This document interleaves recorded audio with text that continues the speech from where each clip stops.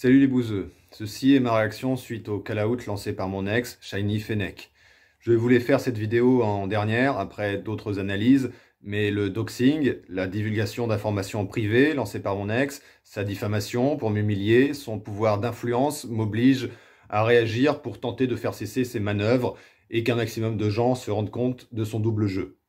J'ai décidé de me concentrer sur du factuel et de la logique. Je ne rentre pas dans un jeu du parole contre parole qui ne serait que du langage de sourds, où chacun entendra ce qu'il voudra bien entendre, ceux qui gueulent le plus fort ou les plus influents. En effet, depuis que je me suis rendu compte en juillet que mon ex me bâchait publiquement sur son compte Twitter, que j'étais devenu à ses yeux la pire ordure de l'univers suite à la rupture, je me suis dit qu'il serait bien de rassembler tout ce que je pouvais, juste au cas où, si elle décide d'entreprendre quelque chose contre moi. Cette pression sourde qu'elle m'imposait, c'est une des raisons pour lesquelles ma productivité diminuait.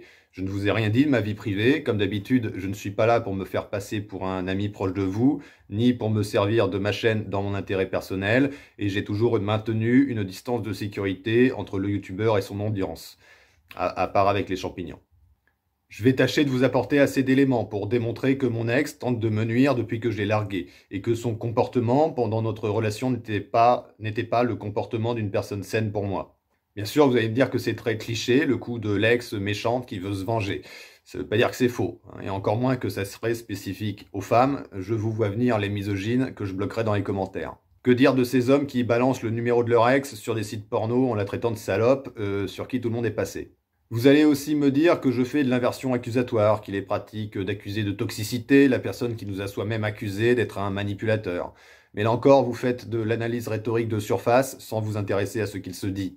Cette logique signifie que le premier qui le dit a raison. Si j'avais réagi dès juillet, quand j'ai commencé à me rendre compte qu'elle ne supportait pas la rupture, qu'elle voulait me faire du tort, quand j'ai vu qu'elle s'acharnait publiquement contre moi sur son compte Twitter, qu'elle m'injuriait, publiait mes messages privés, si j'avais réagi dès le début en disant que mon ex est toxique, est-ce que vous m'auriez cru? Est-ce le premier qui parle qui a raison? J'invite aussi les gens qui vont analyser ma réaction jusqu'au moindre mot employé à se demander s'ils ont fait de même pour mon ex. Beaucoup d'entre vous, en particulier les proches de mon ex et celles et ceux qui l'ont soutenu corps et âme, beaucoup d'entre vous risquent de tomber de haut, de ne pas vouloir réaliser l'ampleur de la situation dans laquelle vous êtes engagé.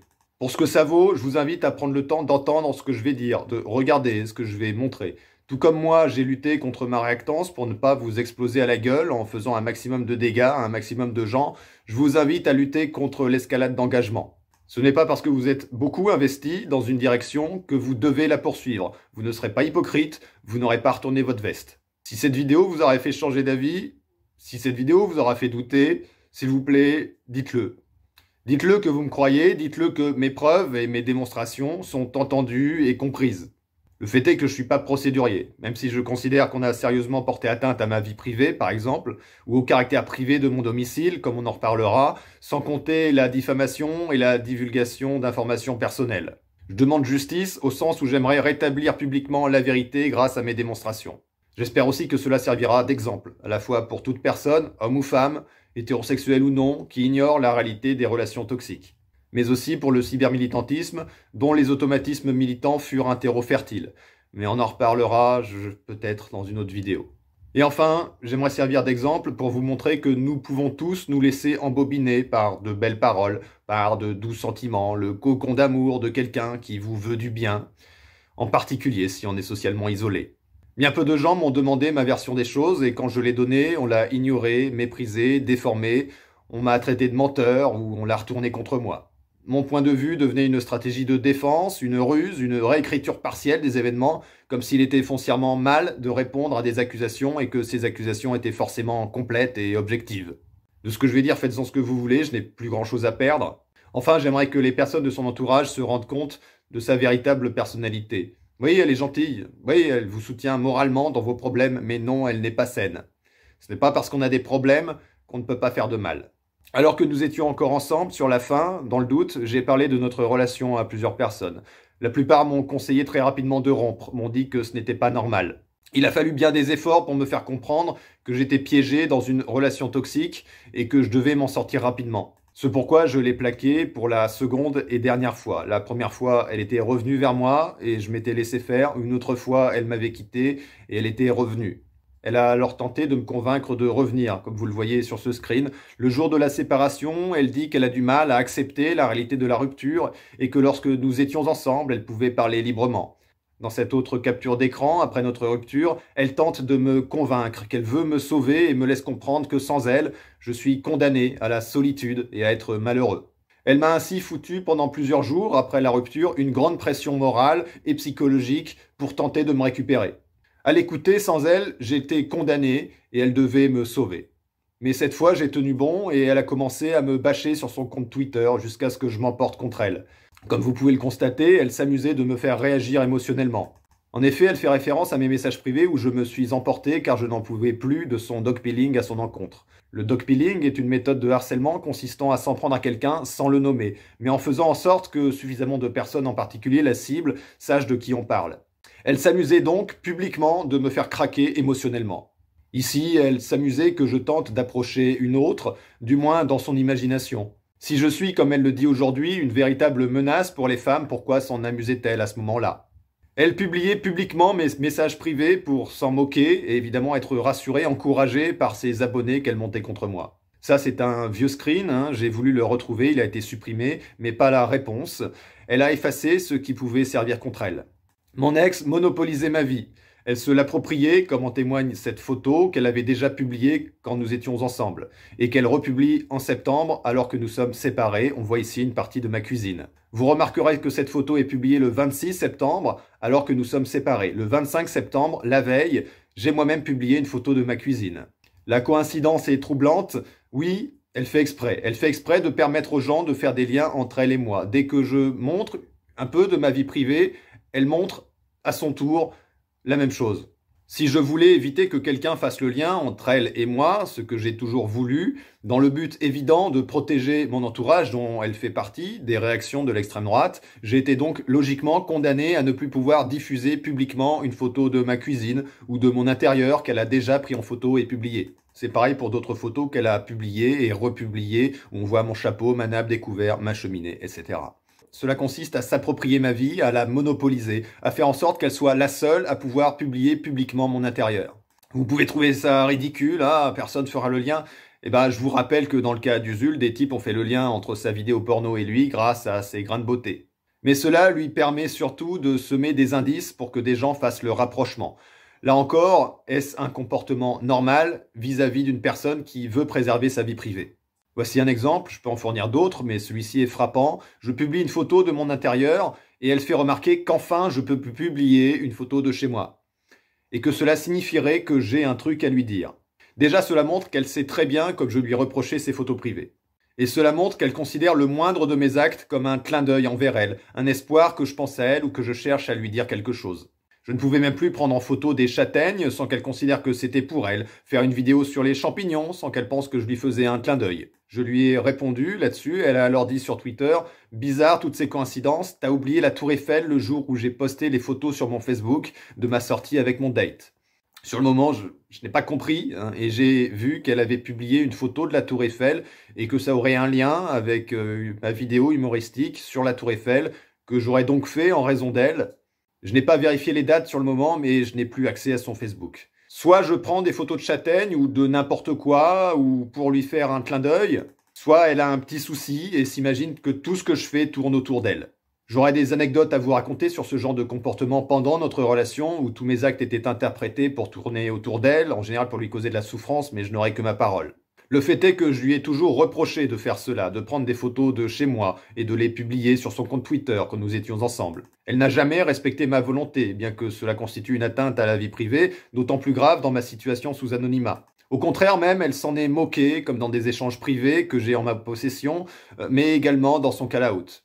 Ainsi, elle ridiculise ma volonté, pourtant de bon sens. Oui, un youtubeur de gauche qui s'en prend régulièrement à l'extrême droite fait bien de ne pas mettre en avant sa copine ou sa vie privée. Ce n'est pas irrationnel de protéger sa vie privée et son entourage. Elle a toujours méprisé ma volonté en me rabaissant sur le prétexte que je n'étais rien, que je n'intéressais personne, donc que je n'avais pas à me cacher ni à la cacher. En parlant dans son call-out de mes troubles psy, pour lui répondre et ainsi me défendre, elle m'a forcé à m'outer publiquement. Je n'ai jamais voulu en parler car je refuse d'être réduit à cela ou qu'on s'en serve contre moi. Mais bon, quand on parle de troubles psy, tout le monde s'en bat les couilles. Au contraire, ça devient une circonstance aggravante, une bonne excuse, un procédé de manipulateur, un bon moyen pour créer un méchant. Encore aujourd'hui, elle me traite publiquement de sociopathe. Elle me psychiatrise pour me discréditer en prétendant que je n'ai pas d'émotion. Il faut comprendre ici qu'elle fait reposer son reproche sur le fait que je n'ai jamais été amoureux d'elle, ce qu'elle n'a jamais supporté. Quoi qu'il en soit, ce qui est bien joué de la part de mon ex, c'est de s'en servir comme prétexte afin de faire de moi un coupable et par association faire de moi son coupable. Andrea a semblé ne pas vouloir qu'on me dénonce personnellement, et je veux bien la croire. Mais mon ex, qui s'associe à elle, tout en donnant assez d'informations pour qu'on puisse me dénoncer publiquement, pourquoi une des deux victimes ne respecte pas la volonté de l'autre? Mon ex est une personne qui souffre.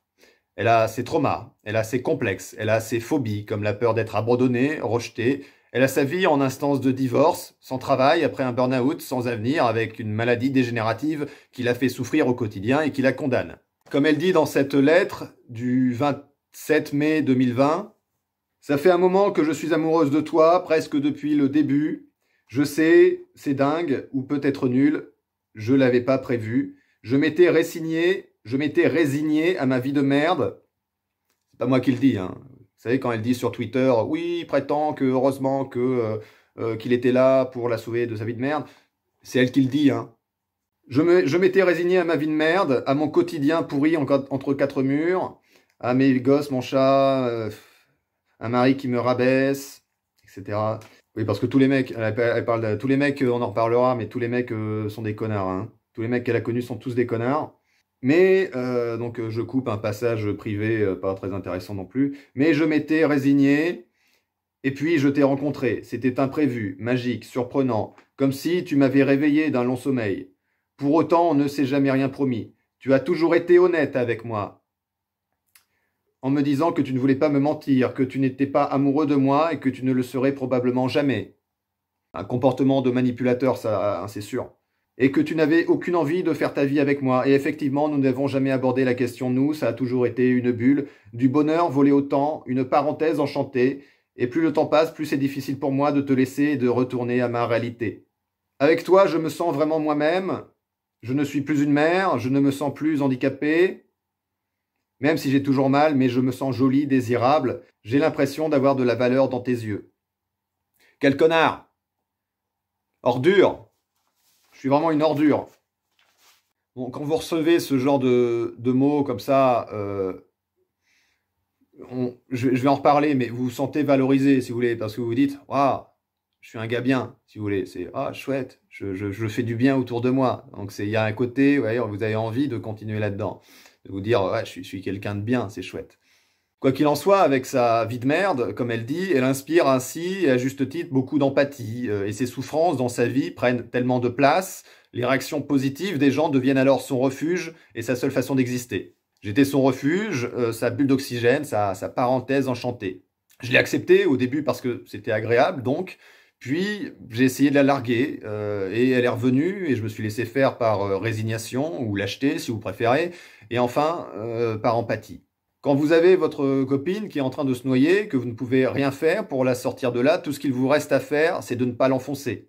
Pendant les derniers mois avant la rupture, je n'en pouvais plus, hein, mais j'ai attendu. J'ai attendu que sa situation se stabilise pour ne pas en rajouter. Je ne l'ai pas larguée pour éviter que ça produise un déclic chez elle, que ça soit la goutte d'eau qui la fasse craquer. Je n'ai pas fait ça uniquement pour elle, hein, par grandeur d'âme, je n'avais aussi pas envie d'avoir ça sur la conscience. Désormais, je comprends les mecs qui fuient les meufs qui ont plein de problèmes. Peut-être qu'il y en a pour vous traiter de connards, mais vous avez raison, hein. Fuyez les femmes fragiles et larguez les femmes amoureuses si vous ne l'êtes pas. Et pareil pour les femmes plus jeunes que vous, même bon, bah, si dans notre situation, c'est elle qui était plus âgée.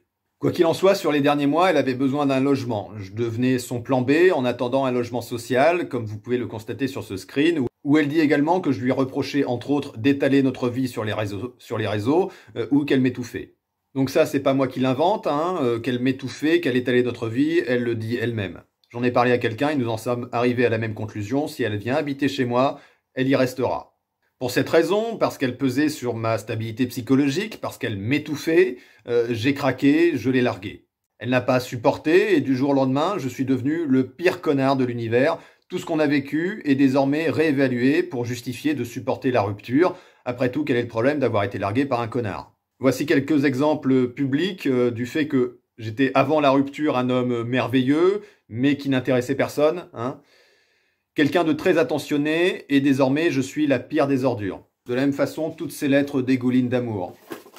J'ai été manipulé, non pas par sa volonté, mais par sa façon d'être constamment en demande d'attention, d'utiliser constamment sa souffrance pour générer de l'empathie et faire faire aux autres ce qu'elle voulait par le chantage affectif.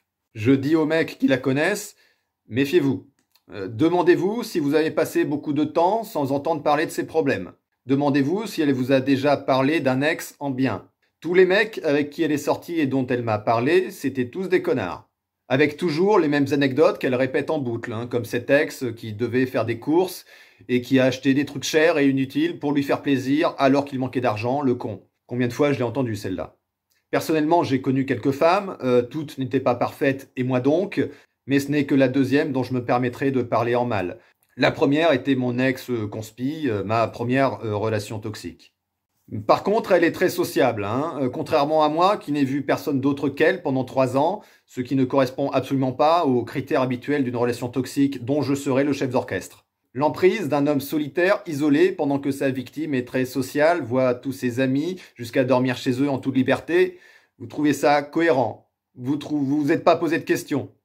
Elle connaît personnellement plein de gros comptes, enfin gros mais pas trop, que des hommes, Franck Brusset, avec qui elle boit des coups au bar, Productif, MJ, avec qui elle est allée au cinéma, Pigeon Gratuit, chez qui elle a dormi et qui est son meilleur ami, un Mondrian, etc.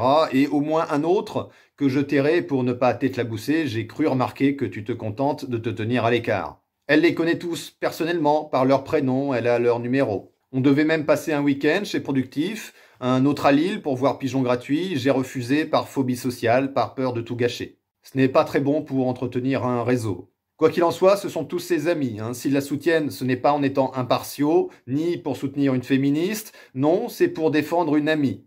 Forcément, quand tu as un ensemble de gros comptes qui te soutiennent sans se poser de questions, parce que ce sont tes amis, tu as une force de frappe importante. Quoi qu'il en soit, vous tous qui la connaissez, ça fait un moment que vous savez pour notre relation. Comment vous le savez? Est-ce qu'elle vous l'a dit alors que je ne voulais pas que ça se sache? Ou alors vous l'avez deviné parce qu'elle a laissé suffisamment d'indices pour que vous le deviniez? Tout comme dans son call-out, elle a laissé suffisamment d'informations pour que tout le monde fasse le rapprochement avec moi, ce qui est arrivé. Si vous donnez un secret à suffisamment de personnes en privé, au bout d'un moment, ce n'est plus un secret. Il n'y a plus qu'à attendre que quelqu'un lâche le morceau publiquement, ce qui est arrivé. Sans compter évidemment les gens qui ont fait leur déduction grâce à ces indices. En plus des indices dans son call-out, mon ex régulièrement postait publiquement des commentaires étranges, comme dans cet exemple juste après notre rupture où elle dit que désormais j'aurai du temps pour moi. Ou encore ici, où elle parle de mon problème de tuteur qui se casse la gueule et d'autres. Il y a des dizaines de ce genre de tweets, où elle laisse penser de façon subtile qu'elle entretient une relation particulière avec moi, qu'elle sait des choses que seule une personne proche de moi pourrait connaître. Je lui ai déjà dit que ces tweets me mettaient mal à l'aise, que c'était risqué, que ça allait finir par se voir. Elle s'en moquait éperdument. Comme encore ici dans ce screen où elle fait un sondage après notre rupture pour évaluer combien de gens savent qui est son ex. Notons qu'elle m'appelle désormais chéri connard. Elle se moque à nouveau de moi et de ma volonté de préserver ma vie privée. Elle se met constamment des indices comme le petit poussé pour qu'on fasse le lien entre elle et moi. Ensuite, toujours pour les gens qui la connaissent, posez-vous des questions sur votre relation avec elle. Et méfiez-vous parce qu'elle note tout. Elle note tout ce qui peut lui servir, quitte à déformer. Comme elle le dit dans son call-out, un jour j'écrirai un livre sur ma vie dans l'ombre du Bouzeux Magazine. C'est parole contre parole, mais quand elle disait ça, c'était pour rire, pour des choses ridicules. Je lui mets une main aux fesses en passant et elle dit « Ah, je raconterai ça dans mon livre, ma vie dans l'ombre du Bouzeux Magazine ». On en rigolait, hein. Maintenant j'en rigole moins car je me rends compte qu'en fait, elle me menaçait. Qu'elle notait vraiment tout ce qu'elle pouvait pour me nuire si nécessaire. D'ailleurs, est-ce que vous trouvez cette scène crédible? La meuf qui pleure en disant « je me vengerai » et moi qui rigole en me croyant intouchable, en partant dans un rire diabolique. Ha ha ha ha. Sérieusement, vous trouvez pas qu'elle en fait un peu trop? Vous trouvez pas que ça ressemble à une scène de film? Cette scène n'a jamais eu lieu. Vous trouvez pas ça bizarre qu'à la fois je me crois intouchable et qu'en même temps je suis très méfiant pour protéger ma vie privée? Vous trouvez pas ça bizarre que je serais resté avec une meuf qui me menace de révéler tous mes secrets et qu'en même temps je ne fais rien pour éviter cela? Elle me présente comme quelqu'un à la fois complètement con et très manipulateur, comme quelqu'un de très prudent et qui se croit intouchable. Le portrait qu'elle dresse de moi n'a juste pas de sens. Elle appuie ici sur le stéréotype du grand méchant qui se croit intouchable pour mieux pousser les gens à rendre justice, ou plutôt à la venger. Toujours pour les gens qui la connaissent, est-ce qu'elle vous a déjà parlé de ses anecdotes de bureau où elle manipulait ses collègues et ses supérieurs hiérarchiques pour obtenir ce qu'elle voulait? Ses talents sociaux pour faire aux gens ce qu'elle veut sont indiscutables et elle n'est pas la dernière à s'en vanter. Elle n'est pas bienveillante car elle agit avant tout par intérêt. Elle va soutenir émotionnellement des gens parce qu'elle sait très bien que ces gens auront ensuite une dette envers elle et qu'ils feront tout pour elle. Comme la soutenir afin de pourrir son ex, même si ces gens ont déjà été pourris par d'autres avec les mêmes méthodes, comme le doxing ou la diffamation, ces gens deviennent alors ses pigeons. Voici un exemple récent, elle me traite de rouge-brun parce que pourquoi pas ? Suite à ma dernière vidéo, et aussitôt, un mec de son entourage, qu'elle connaît par internet depuis 2 ans, va copier-coller ce qu'elle dit sur ma page Facebook, avant de s'en vanter auprès d'elle pour avoir un cookie. Les gens avec elle fonctionnent comme ça. Elle a monté ses abonnés et son réseau pendant des mois contre son ex en le présentant comme la pire des ordures. Elle a excité tout le monde jusqu'au moment où elle lâche enfin qui c'est pour que les gens aillent se défouler. À ce moment-là, avec son call-out, elle a lâché les chiens. Je n'ai pas d'autre expression qui conviennent. Ces personnes dans l'entourage de mon ex sont tellement poussées par elle à la soutenir sans réfléchir qu'ils n'ont plus aucune considération pour la cible de leur attaque, le bien fondé de leurs actions, les conséquences politiques et stratégiques. Tout ce qu'ils voient, c'est de venger leur ami. Voici un autre exemple. Nous étions encore ensemble, 15 jours avant la rupture. Je travaillais sur l'œil du bouseux sur Psychodélique et mon projet de la façon d'orienter l'œil du bouseux ne lui plaisait pas. Parce que d'après elle, il fallait absolument que je parle d'elle, vu qu'elle a été harcelée par Psychodélique. On en a parlé, j'ai écouté ses arguments, mais j'ai décidé de ne pas donner trop de place au harcèlement, mais d'en parler quand même un peu, préférant l'analyse aux jugements moraux. Elle a alors diffusé cette information dans son réseau, à tel point qu'un compte a publié publiquement l'information sur la façon dont j'allais tourner l'œil du bouseux, et ceci pour me critiquer avec les arguments de mon ex qui prétend que je tirerai la couverture à moi si je ne parle pas d'elle. Que les choses soient claires, elle a diffusé une information confidentielle sur l'avancée de mon travail à ses amis, de telle façon que ses amis fassent une pression publique contre moi pour m'imposer de faire une émission comme elle le voulait. Elle utilisait ses relations pour m'imposer des choix éditoriaux. C'est à ce moment-là que j'ai compris que ce que je lui disais, déjà, ça ne restait pas entre nous. Et qu'elle se servait de ses relations pour faire pression contre moi. Pour l'anecdote, quand elle dit que je suis violent parce que j'ai tapé contre un meuble, c'est à ce moment-là que j'ai en effet tapé du pied contre un meuble parce que oui, la situation me foutait les glandes. Je me suis énervé quand je me suis rendu compte de ça et que ça allait être, ce qui fut le cas, récupéré par Psychodélique qui en a fait une vidéo pour montrer comme la gauche est divisée, c'est trop marrant. À ce moment-là, comme encore aujourd'hui, Shiny Fennec s'est servi de ses relations et du prétexte de la politique dans son intérêt personnel pour faire pression sur moi, et ceci en dépit des conséquences sur l'image publique. Ça a d'ailleurs été une des causes de ma volonté de rompre. Je le répète, mon ex voulait orienter mon travail et pour cela elle faisait pression sur moi en se servant de personnes extérieures à qui elle donnait des informations privées qui cherchent à avoir une emprise sur qui. Vous qui la connaissez, vous lui avez sûrement dit des choses, comme vous en avez entendu de sa part, des choses sur d'autres. Je sais qu'elle vous inspire de l'affection, c'est vrai qu'elle est sympa à vivre, rigolote, intelligente, vive d'esprit, cultivée. D'ailleurs, elle ne manque pas de le dire elle-même, comme elle est une personne formidable, forte et bienveillante. Si vous me dites que les personnes qui se font le plus passer pour clean sont les moins clean, posez-vous des questions. Et elle inspire aussi beaucoup d'empathie, comme je le disais. Regardez tous les problèmes qu'elle a, la pauvre. J'ai été dans cette situation. Vous savez, les personnalités toxiques ne sont pas forcément des gens qui rabaissent les autres pour les maîtriser, même bien qu'elle me l'ait fait, en prétendant que je n'intéresse personne. Se rabaisser soi-même afin d'inspirer de la compassion est aussi très efficace pour faire aux autres tout ce qu'ils peuvent pour vous.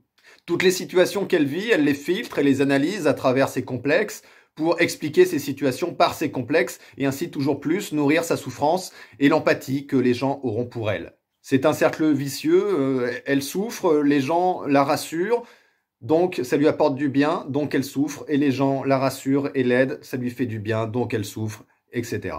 J'ai tout fait de ça, j'ai tout fait aussi de son amour. Une petite phrase par-ci, un mot par-là, bon, c'est mignon. Mais l'accumulation, petit à petit, dont on se laisse submerger, on finit par en étouffer et se rendre compte qu'il y a un problème. Comme elle dit dans cette lettre, pour nos 2 ans, le 30 juillet 2020, ça fait 2 ans que ça dure, 67 jours passés ensemble si on les met bout à bout. Un peu plus de 2 mois, H24 ensemble. Le temps, je ne l'ai pas vu passer, c'est comme si c'était hier, etc., etc. Elle comptait les jours qu'on passait ensemble. À ce moment-là, j'ai eu peur. Je me suis dit qu'elle a un problème. Et j'ai commencé à cogiter. Je peux comprendre l'amour, je peux comprendre le romantisme, je peux comprendre les filles un peu cucu, même à 38 ans, mais là non. Là, vous allez quand même pas me dire que c'est normal. Vous allez pas me dire que c'est normal de passer de ça à t'es une ordure, tu n'es rien, ta carrière va s'arrêter, plus personne ne voudra bosser avec toi. Sachant que la transition, c'est parce que je l'ai plaquée. Pas parce qu'elle s'est rendue compte de quoi que ce soit. C'est parce que je l'ai plaquée. Désolé, hein, mais un homme toxique, manipulateur, qui a une femme sous son emprise et qui la largue, et c'est ensuite la femme sous emprise qui se rend compte « Ah, mais en fait, c'est un connard que je me rends compte depuis qu'il m'a largué. » Ça tient pas, hein. Que dire aussi de cette enveloppe où elle écrit que je suis son Valentin en donnant mon nom et que je suis le Bouzeux Magazine. Une enveloppe qui peut passer dans n'importe quelle main et sur laquelle elle donne mon adresse, mon nom et prénom et mon pseudonyme, tout en laissant déduire qu'elle est ma copine. Je précise à nouveau qu'elle a alors 38 ans, hein, 6 ans de plus que moi. L'excuse de la bêtise d'une petite fille naïve ne tient pas. Alors pourquoi ? Rien de tout cela n'est nécessaire. La seule explication, c'est de laisser passer des informations pour que des gens remontent à moi et à elle, et qu'on sache qu'elle est ma copine. C'était bien joué, car si j'ai pu lui demander d'effacer des tweets pas assez discrets, ce qu'elle faisait à contre-cœur et recommencer plus tard, je ne peux pas effacer cette enveloppe qu'elle a déjà envoyée. Sur ses screens, mon ex a cherché à m'éloigner d'une féministe. Elle m'ordonnait de me méfier d'elle sur le prétexte qu'elle ferait ça pour faire des vues, qu'elle n'est pas une féministe sincère et qu'elle est même une fausse victime. Comprenez que pour moi, l'argument d'accuser une féministe de chercher la fame, la reconnaissance, d'être une fausse victime, ce n'est pas pour moi un argument suffisant étant donné la banalité de l'accusation. Vous noterez ainsi qu'en privé, Shiny Fennec ne se gêne pas pour jeter le discrédit sur des féministes, alors qu'en public, elle fait de grands appels à la solidarité. Le cybermilitantisme est parfois un panier de crabes, un nid d'hypocrite qui confine au ridicule d'une cour de récré si ça n'avait pas de réelles conséquences politiques. La solidarité féministe, pour mon ex, n'est pas une idée, c'est un outil dans son intérêt personnel. Vous remarquerez sur ces screens son ton passif-agressif. Mon expérience seule ne suffit pas, je comprends bien. C'est vrai que moi, je suis pas digne de confiance. Je t'aurais prévenu. Bref, que je ne la croie pas sur parole quand elle discrédite une féministe devenait une preuve de mon manque de confiance en elle afin de me culpabiliser. Ça, c'est du chantage affectif, et elle est constamment comme ça. Dès qu'on ne va pas dans son sens, elle devient passive-agressive pour vous manipuler par les sentiments en se victimisant, en se servant de votre relation. De la même manière, mon ex a participé à accentuer mon isolement social. Dans son call-out, elle parle de ce week-end avec ses amis, 2 hommes rencontrés sur Internet, où je me serais mal comporté il y a 3 ans. Alors que personne ne voulait de moi, que je me serais incrusté de force. Pourquoi ? Quel est l'intérêt de cette anecdote? Pourquoi préciser que personne ne voulait de moi? Qu'est-ce que cela vous apprend d'utile, à part me rendre bizarre, à part finalement chercher à m'humilier? Il faut savoir que j'ai cru pendant 9 mois que ça s'était bien passé. Mais ces personnes me l'ont fait savoir 9 mois après l'événement. Pas pendant, pas le lendemain, 9 mois après. Imaginez le choc d'apprendre qu'en fait, vous êtes mal comporté en week-end, alors que vous croyez que ça s'était bien passé, et que pendant des mois, ces gens vous l'ont caché, qu'ils parlaient en mal de vous pendant tout ce temps, qu'ils se montaient le chou entre eux pour accentuer un problème qu'ils n'ont jamais relevé sur le moment. Pire que cela, elle me le répétait régulièrement, jusqu'à encore ce call-out. Tu te souviens de ce week-end il y a 3 ans qui a été une catastrophe par ta faute, ce week-end où personne ne voulait de toi? Quel autre mot mettre là-dessus que torture psychologique? Quand j'ai appris ça, je me suis encore plus renfermé sur moi-même. Je n'avais non seulement plus qu'elle comme relation sociale, mais aussi plus qu'elle comme seule perspective de relation sociale pour éviter que ça ne se reproduise. J'ai refusé d'aller rencontrer avec elle un autre youtubeur et sa compagne pour cette raison, par crainte de tout rater. Régulièrement, elle retournait le couteau dans la plaie tout en me disant qu'elle allait m'aider, qu'elle allait me sauver, qu'elle était là pour moi. Elle accentuait mes problèmes, mes erreurs, pour mieux se présenter en sauveuse qui va les résoudre. Je voulais te sauver, m'a-t-elle encore écrit dans un message privé après notre rupture. Ou encore ici, publiquement, où elle prétend qu'elle voulait me protéger de gens malveillants qui me manipulent. Elle voulait me protéger des autres, me sauver de mon propre malheur qui me condamne à mourir seul. Vous ne pouvez pas nier qu'il s'agit d'un comportement toxique, d'une personnalité dominatrice. Elle n'a pas pu me sauver, elle n'a pas eu mon amour, elle n'a pas pu avertir le monde qu'elle est avec moi, alors désormais elle veut détruire ce qu'elle n'a pas pu garder pour elle. Pourquoi insister autant dans son call-out sur ma carrière, qui plus est pour s'en moquer? Pourquoi dire publiquement que je suis foutu? Je le répète, mon ex n'est pas foncièrement mauvaise. Je ne veux pas me venger, je demande que vous vous rendiez compte de ce que je subis. Ce n'est pas un monstre, ni un génie du mal, elle ne prévoit pas de stratégie à long terme. C'est une personne en grande souffrance qui profite de la situation pour mieux supporter que je l'ai rejetée. Elle a des problèmes, de très sérieux problèmes, mais je lui ai accordé beaucoup trop de crédit pendant 3 ans et elle m'a causé bien trop de tort pour que j'ai encore envie de prendre sur moi pour elle. Anne-Sophie, je t'ai apporté, je pense, les preuves que tu ne vas pas bien et que tu es entrée dans une spirale autodestructrice dans laquelle tu emportes tout sur ton passage. Je me suis dit que si tu m'as dit vouloir m'oublier, passer à autre chose après ma première réponse à ton call-out, c'est que tu t'es rendu compte que tu n'allais pas pouvoir tenir très longtemps ta position instable. Ou alors c'est quand tu as appris que j'allais vraiment tout perdre et peut-être dans un sursaut d'empathie à mon égard, tu t'es dit que tu allais trop loin, bien que tu t'en amusais encore il y a quelques jours. Je ne sais pas ce qu'il se passe dans ta tête, si pour toi c'est un jeu ou si tu réalises bien ce que tu fais. Est-ce que tu continues à me pourrir publiquement pour garder la face ou est-ce que tu veux vraiment me voir disparaître ? Tu as accumulé trop d'erreurs, tu en as trop fait. J'aimerais que tu t'éloignes de Twitter, de Facebook, d'Internet en général, même si je sais que tu n'as pas grand-chose d'autre. Je me souviens dans quel état tu étais lorsque tu as perdu ton compte précédent et ses 1000 abonnés. Mais tu t'échappes dans ce monde virtuel en profitant des failles du militantisme. Seulement, les conséquences de tes actes sont bien réelles.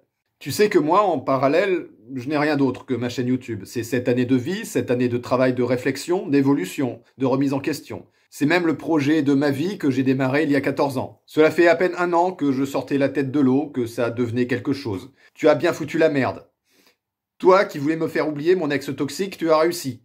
Tu m'auras fait bien plus mal. Comme tu le dis dans cette lettre, à propos de l'ex toxique d'un certain youtubeur, oui j'ai tout vos ragots, Putain, mais ces meufs, je me demande comment elles font pour autant faire de dégâts.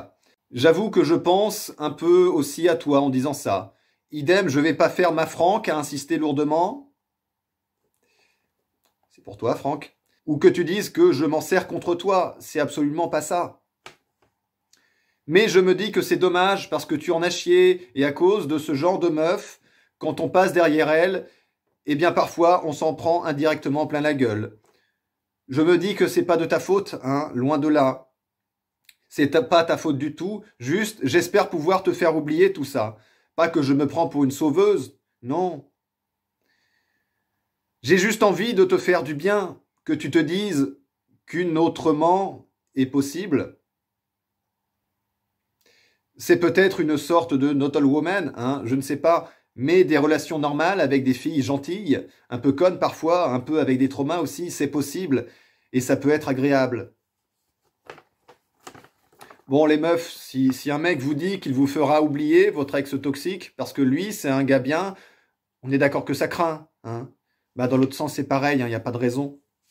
Pour les gens qui ont tenu jusque-là, sûrement mes abonnés qui veulent tout comprendre, je suis désolé que vous ayez à supporter tout ça, à devoir faire la part des choses, à prendre de votre temps, à ne plus savoir quoi penser, quoi ressentir, sans compter le choc de mon call-out. Vous allez devoir juger une relation de 3 ans pour pouvoir vous faire un avis sur moi. Une relation qui a commencé avant la chaîne, je précise pour ceux qui prétendent que je me serais servi de ma position. Bien sûr, la situation ne se résume pas à mon ex, je ne souhaite pas faire diversion, mais ce sont 2 sujets différents. Quoi qu'il en soit, et en ce qui concerne mon ex, je suis particulièrement gêné que ces 3 dernières années de ma vie soient étalées sur la place publique, qui plus est de cette façon. Moi qui avais fait tant d'efforts pour me préserver, je ne l'ai pas voulu. Elle sait très bien que ma vie privée est importante, elle sait très bien que ma chaîne est importante, donc c'est à ma vie privée et à ma chaîne qu'elle s'en prend. Actuellement, je suis en train d'en chier. Je vous épargne les détails de ce que je reçois, mais vu les incitations au viol punitif contre moi, je doute qu'il s'agisse de féministes. Je crains aussi que mon ex balance mon adresse dans une ultime tentative. Je ne sais plus de quoi elle est capable. Je sais qu'il n'est pas facile d'apporter de la contradiction face à un call-out lorsqu'un mouvement de foule est lancé, lorsque toute contradiction ou modération vous rend coupable par association. Tout ce que je dis est déformé pour confirmer les idées reçues, ma parole n'a plus aucune valeur, il ne me reste que mes arguments et mes preuves que beaucoup balayeront d'un revers de la main. J'ai toujours cru en ce que je faisais. Je sais que j'ai un caractère de merde, que je suis désagréable, que je suis têtu, que je peux être blessant, que je manque d'empathie, que je suis pas très sympathique, que je fais du virilisme intellectuel et en plus je suis paresseux, mais j'ai toujours cherché à être intègre. Je me suis toujours tenu loin des militants malhonnêtes, opportunistes ou des mouvements de foule. J'ai toujours défendu l'analyse et la prise de recul. Aujourd'hui, je ne crois plus en rien. Je suis isolé, je n'ai pas de réseau d'amis prêts à me défendre à tout prix ou à descendre les cibles que je leur donne, encore moins aujourd'hui. J'ai besoin d'aide et surtout d'être écouté comme un être humain, non pas comme un monstre, un prédateur sexuel de faibles femmes handicapées, un sociopathe. Pour toutes les personnes qui ont connu une personnalité toxique, ou qui maîtrisent le sujet, s'il vous plaît, dites-le que mes preuves sont crédibles, dites-le que vous voyez ce dont je parle, dites-le que ça s'inscrit dans ce que l'on sait des personnalités toxiques. Pour celles et ceux qui changent d'avis, qui ont enfin pris le temps de mesurer la situation, je vous remercie et je vous invite à l'exprimer.